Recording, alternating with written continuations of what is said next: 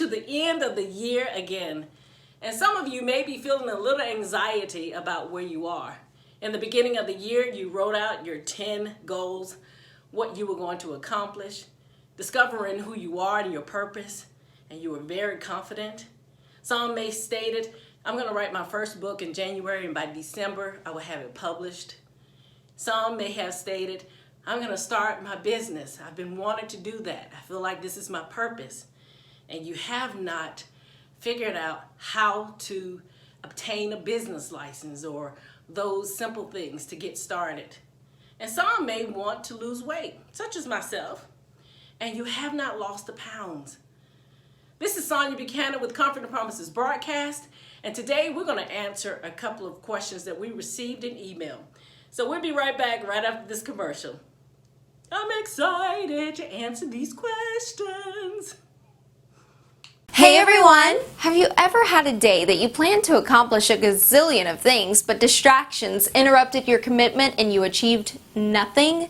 There's a perfect solution to the madness. Try journaling on your busiest days. We offer 6 amazing cool designs of journal entry journals starting at $5.99. These journals are designed to improve your goal productivity. So what are you waiting for? Order now at comfortingpromises.com. Click on the e-store tab. Your day will be happier you did.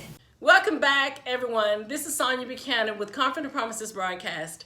Today we are answering questions that we received through email. So let's get started.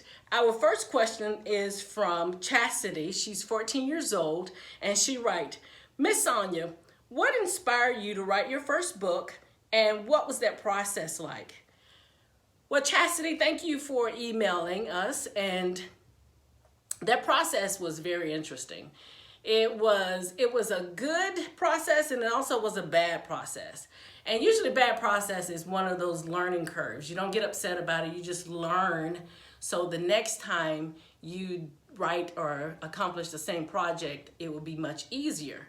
But the first book I wrote, and I wanted to bless others. I was discovering who I am and my purpose, so I decided too early to put it in a book.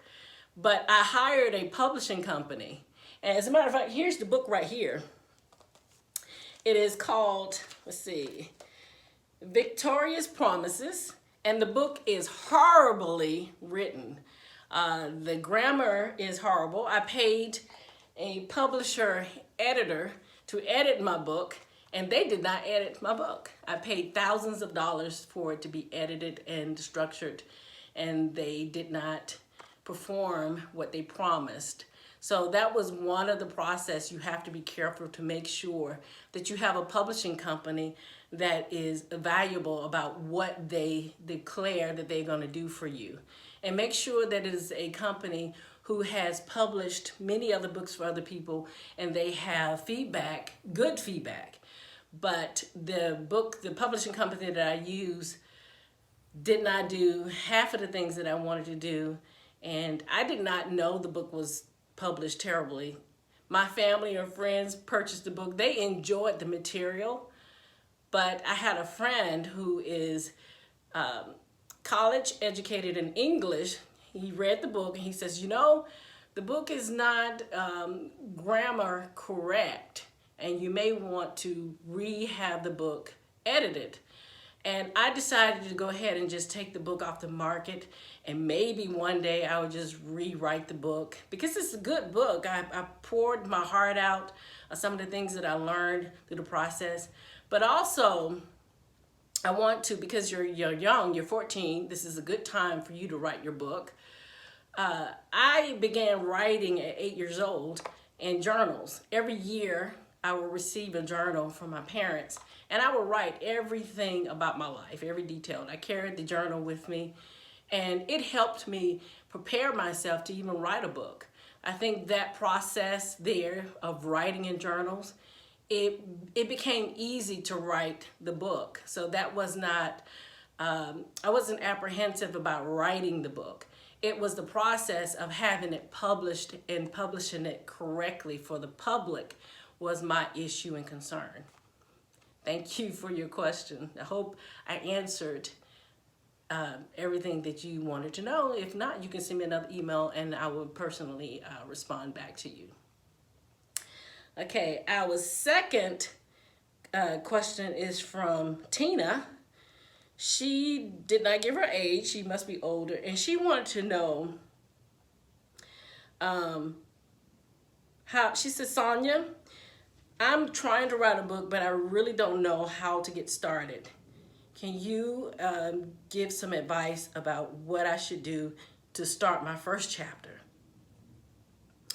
Tina, thank you for emailing me. Actually, Tina, you're making it harder than what it really is. Just write. Take a sheet of paper, get a journal. Just write. Write whatever you are feeling that day. You can always go back and edit. You can always go back and add things to the story. But just write. You can just think about something you want to write about. You may want to write about, I'll give you an example. You may want to write about how to make up your bed, and how does that feel? Well, that's kind of broad. What were your childhood life was like?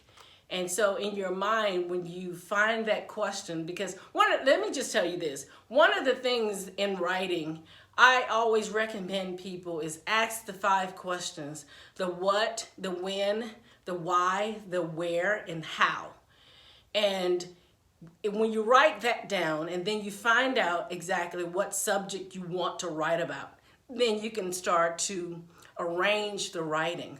And you start out with an introduction. Your introduction is basically what are you introducing the public to? What are we about to go into and read? What are your synopsis of what is it that you're about to write to us and for us to be blessed by your life? That's all. I don't know how else, how to explain just freelance write. Just write. And I want to also add this to you. If you have a smartphone, you have a recorder on your phone. And sometimes you get inspired while you're driving down the road, or you're stuck in traffic and you're inspired, but you can't pick up a pen and paper. Take the app and click on your recorder and begin talking. And once you get home, you can write down everything that you spoke about on the recorder.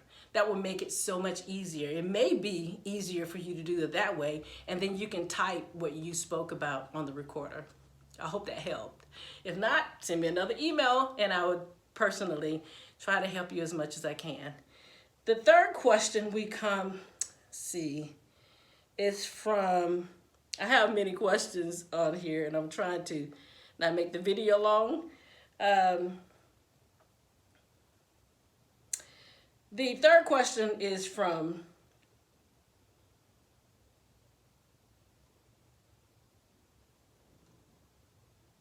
Cindy. And Cindy, wow, I love the name Cindy. Cindy writes, she wants to get started in opening up a business, but she doesn't know the process, and she's also a little nervous. Well, Cindy, my advice to you about starting a business is to, Google is the perfect place to say, what are the first steps in starting a business? Giving you some of the steps now, you will think about what you want to name your business, find out what is going to be the business. If you're going to sell purses, you're going to sell shoes, you're going to sell shirts, you're going to sell hair products, whatever it is. Find out the name. You don't want to use your name in the business unless it has some kind of like twist to it. You want to have a fun and loving name. No, not fun and loving name, but a fun name. Something that resonates in your heart, that you think that this would be great for you to carry on, because you're going to have this name probably the end of the year or the remaining of your business. So you want to make sure that you're concrete and satisfied with the name. Then after you get the name, you want to register your name in the county that you live in. You will go to the county court and you will register that name. Then you will register your business name, business license. You will register that. You got to make sure that you have a business license within the county. Now, you cannot go outside the county if you live in one county if you're going to do business in your home. Those are some of the steps that you would think about before you actually get to the product part. It is the administration part that I recommend that you get have the foundation of administration.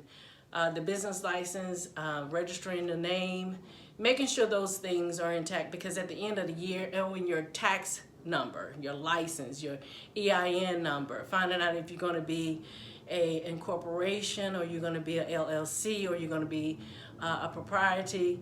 Find those things out before you begin to buy product and try to sell it to the public, because at the end of the year, the IRS will send you documentation and you have to file those things on your IRS forms, and you want to make sure that you're in order during that process. I hope that I answered those questions. The next questions we have is Michael. And Michael, Michael gives me his age. He stated he is 49 and he is overweight. The only reason why I'm laughing because I can relate to Michael. I'm surprised that a guy is asking me this, and Michael wants to know what would be some encouragement. He said, because he loved to eat, Michael. I know you're not. The only reason I picked this email because I'm gonna have fun with this. He said, I love to eat. Michael, I love to eat too. Okay, let me tell you. This is so funny. Every year, I write down my goals from January, and lose weight is always on the goal. Now, when I was younger, I was very athletic. I worked out continuously, and but now that I'm older, I'm not as athletic as I used to be. I used to have a friend, and he and we were best friends. We did everything. We played tennis, we played racquetball, we roller skated, we went mountain climbing, we did everything, and all the time we was doing everything. Well, he's no longer in my life because he got married. So if I had someone probably to be as outgoing as he was, I probably would still be outgoing and lose weight. My best suggestion for you, because I like to eat and you like to eat, is to just start walking. I walk every morning and I'm starting to see changes. And first of all, I'm not a nutrition. I don't recommend anyone to go on a diet. I recommend that you eat right, eat healthy, find out what your body intake is, and you go with that. Minimize your eating.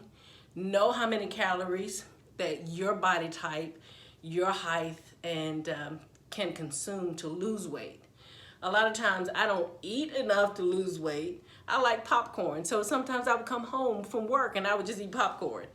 That is not good. That's not going to help me lose weight. That's just going to help me maintain my weight. So that is my issue. I like to eat popcorn and a bowl of salad that has no nutrition value whatsoever. But I'm learning to take the time out to find out what I should eat. You do the same. Get the walking. If you can, wake up in the mornings and just walk, go walking, just move around and do things. That will start you out, and then do a little research and find out exactly what your body type requires for you to lose weight. Some people can eat chicken to lose weight, and some people can't. For me to lose weight, chicken is definitely not going to be on my diet. I would have to eat fish or just eat a vegetable diet to lose weight and exercise. Red meat, I don't eat red meat or pork. You may be able to eat red meat and pork and still lose weight. Me, that does not help me. I have to just be simple. Vegetables and fish, and then I'm good. That's my body type. I'm just aware of what my body can lose weight. You have to identify your body type. What makes you feel good? What gives you energy? Study that. Research the vitamins that you need for your body type in order to lose weight. And whatever you do, don't get depressed about who you are. That's one of the things that I tell people all the time when they ask me about losing weight. I don't know why they ask me about losing weight. I'm like, overweight myself. Is to enjoy yourself. Because I've been all sizes. I've been really, really small. I've been medium. I've never been this size. This is the largest I've ever been. But and it's so funny. I'm so happy now. When I was 26-inch waist and I was a size 8, wearing Calvin Klein jeans, fine as ever. And I wasn't the most happiest person. I just worked out all the time and just didn't eat nothing, eating an apple for a day and sometimes didn't eat 2 days, and that was miserable. I love to eat, and so I'm just taking it slowly, little by little. So that's my suggestion for you, Michael, is to love yourself first and keep a positive mindset. And remember, about everything that you put in your mouth is calories. I hope that helps. If not, I'm going to tell you, don't email me because I can't tell you. I'm going to tell you, go to the store and get you some popcorn. And I'm also going to give you advice on what ice cream to get with no calories, no sugar added. Don't email me. But anyway, you guys, these are the questions that I'm going to answer. And maybe come January, we will go over a few more questions. But I did not want this broadcast to be too long. For a question was good, and I thank you all for emailing us and giving me the privilege to answer your questions. I think this is a wrap.